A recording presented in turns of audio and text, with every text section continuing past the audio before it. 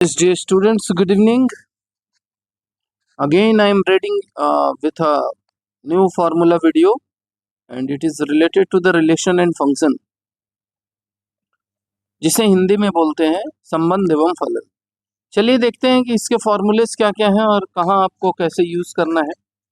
तो सबसे पहले अगर हम संबंध का वीडियो देखें, संबंध एवं फलन में संबंध से रिलेटेड अगर हम फॉर्मूला देखें तो यदि ए तथा बी दो समुच्चय तो a मल्टीप्लाइड बाई बी के किसी भी उप समुच्चय को संबंध कहते हैं।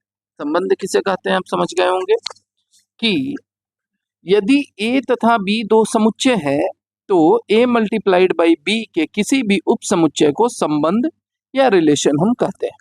अब इसमें जो फॉर्मूला है वो क्या है, कार्टेशियन गुणन। तो a multiplied by b is equals to, आप देख लेंगे curly bracket small bracket a comma b small bracket close, अनुपात का साइन लगाएंगे और a summation a comma b summation b curly bracket close. अब यदि एन ए बराबर m तथा एन बी बराबर n हो तो एन ए इंटू बी क्या हो जाएगा, m इंटू n हो जाएगा। तो कुल संबंधों की संख्या अगर निकालनी है तो कैसे निकालेंगे, 2 का पावर m इंटू n, और a से a पर कुल संबंध निकालेंगे तो 2n का पावर 2। ये एक फॉर्मूला है। दूसरा, संबंधों के प्रकार कितने होते हैं, तो पहला होता है रिक्त संबंध, दूसरा होता है सार्वत्रिक संबंध जिसे इंग्लिश में यूनिवर्सल रिलेशन बोलते हैं, और रिक्त संबंध को इंग्लिश में एम्प्टी रिलेशन बोलते हैं, और सर्वसम संबंध जिसे आइडेंटिटी रिलेशन बोलते हैं। इसके ये फॉर्मूले हैं, आप इसे देख लीजिए।